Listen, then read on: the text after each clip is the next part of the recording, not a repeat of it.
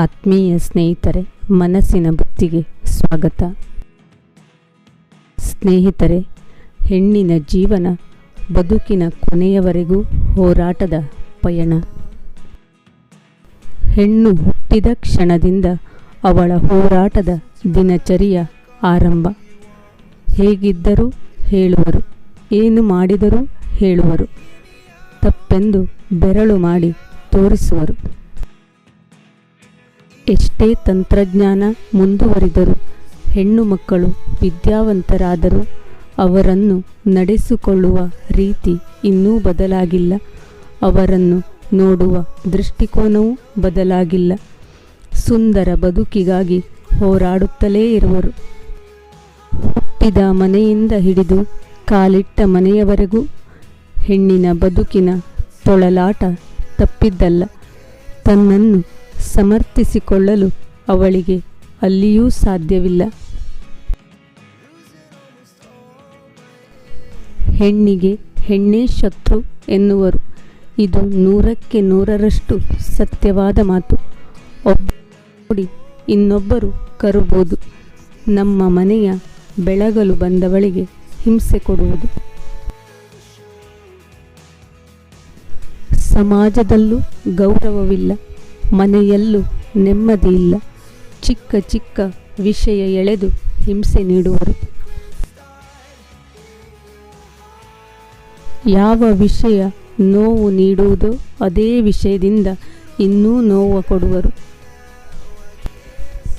ಮಗ ತನ್ನವನು, ಮಗನ ನಂಬಿ ಬಂದ ಸೊಸೆ ಕೆಟ್ಟವಳು ತನ್ನದಲ್ಲ. ಮಗಳ ಮಕ್ಕಳು ತನ್ನವರು. ಅವರು ತಪ್ಪು ಮಾಡಿದರೆ ಮಕ್ಕಳ ಸ್ವಭಾವವೇ ಹಾಗೆ.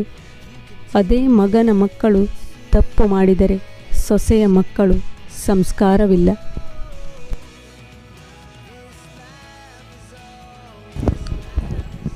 ಯಾಕೆ ಭಾವನೆಗಳು ಅರ್ಥವಾಗುತ್ತಿಲ್ಲ? ಹೊಂದಾಣಿಕೆ ಎನ್ನುವುದು ಸಹಿಸಿಕೊಳ್ಳುವುದರಲ್ಲೇ ಇರುವುದು. ಬಂದ ಸೊಸೆಯನ್ನು ಮಗಳಂತೆ ನೋಡಿಕೊಂಡಾಗ, ಕಷ್ಟಗಳಿಗೆ ತಪ್ಪುಗಳಿಗೆ ಹೆಗಲಾಗಿ ನಿಂತಾಗ, ತನ್ನ ಮನೆ ತನ್ನವರು ಎನ್ನುವ ಭಾವನೆ ಮನದಲ್ಲಿ ತಾನೇ ಉದ್ಭವಿಸುವುದು. ಬಂದ ಹೆಣ್ಣನ್ನು ಪ್ರೀತಿಯಿಂದ ಗೆಲ್ಲಬೇಕು. ಮಮತೆಯಿಂದ ಅವಳ ಜೊತೆ ಒಡನಾಡಬೇಕು. ವಾತ್ಸಲ್ಯದಿಂದ ಅವಳ ಕಷ್ಟಗಳಿಗೆ ಸ್ಪಂದಿಸಬೇಕು. ಜವಾಬ್ದಾರಿಯಿಂದ ಅವಳನ್ನು ಮುನ್ನಡೆಸಬೇಕು. ಮನಗಳು ಒಡೆದಾಗ ಕಂಬನಿ ಮಿಡಿಯುತ್ತೇವೆ. ಕಾರಣ ಹುಡುಕಿದಾಗ ಕಣ್ಣ ಮುಂದೆಯೇ ನಿಂತಿರುತ್ತದೆ. ತಪ್ಪನ್ನು ತಿದ್ದುವ ಸ್ಥಳದಲ್ಲಿ ನಿಂತು ತಪ್ಪನ್ನೇ ಮಾಡಿದರೆ ಮನಸ್ಸು ಮನೆ ಎರಡೂ ಒಡೆಯುವುದು. ಇಲ್ಲಿ ಹಿರಿಯರ ಜವಾಬ್ದಾರಿಯೇ ಹೆಚ್ಚಿರುವುದು. ಮನೆಗೆ ಬಂದ ಮಹಾಲಕ್ಷ್ಮಿಯನ್ನು ಸಡಗರ ಸಂಭ್ರಮದಿಂದ ಆದರಿಸುವ ಸಮಾರಂಭಗಳು ಕೇವಲ ಒಂದು ದಿನಕ್ಕೆ ಸೀಮಿತವಾಗಿರದೆ, ಅವಳು ತನ್ನವರನ್ನು ಬಿಟ್ಟು ಬಂದಾಗ ಅವಳ ಸಂಕಟ ನೋವುಗಳಿಗೆ ಹೆಗಲಾಗಿ, ಅವಳ ಕಣ್ಣೀರಿಗೆ ಸಾಂತ್ವನವನ್ನು ಹೇಳಿ, ಅಹಂಕಾರವನ್ನು ಬಿಟ್ಟು ನಿಮ್ಮ ಮಗಳಂತೆ ಅವಳನ್ನು ಕಾಪಾಡಿಕೊಳ್ಳಿ. ಎಷ್ಟೇ ಒಳ್ಳೆಯ ಹೆಣ್ಣು ಮಗಳಾದರೂ ಅವಳಲ್ಲಿಯೂ ಸಹನೆ ಇರುವುದು ಒಂದು ಮಿತಿಯವರೆಗೆ. ಅವಳು ಎಲ್ಲವನ್ನೂ ಸಹಿಸಬಲ್ಲಳು. ನಂತರ ಅವಳ ಹೃದಯವು ಹೆಪ್ಪುಗಟ್ಟಿ ಬಿಡುವುದು. ತನಗಾಗದವರು ತನಗೇಕೆ ಎಂಬ ಭಾವನೆ ಬಂದ ಮೇಲೆ ಸ್ವತಂತ್ರವಾಗಿ ಬದುಕುವುದ ಕಲಿತು ಬಿಡುವಳು. ಹೇಳುವರು ಹೇಗಿದ್ದರೂ ಹೇಳುವರು, ನೋಯಿಸುವವರು ಹೇಗಿದ್ದರೂ ನೋಯಿಸುವರು.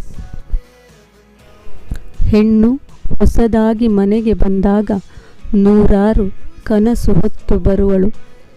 ಅವಳ ಕನಸುಗಳಿಗೆ ಜೊತೆಯಾಗಿ ನಿಲ್ಲಿ.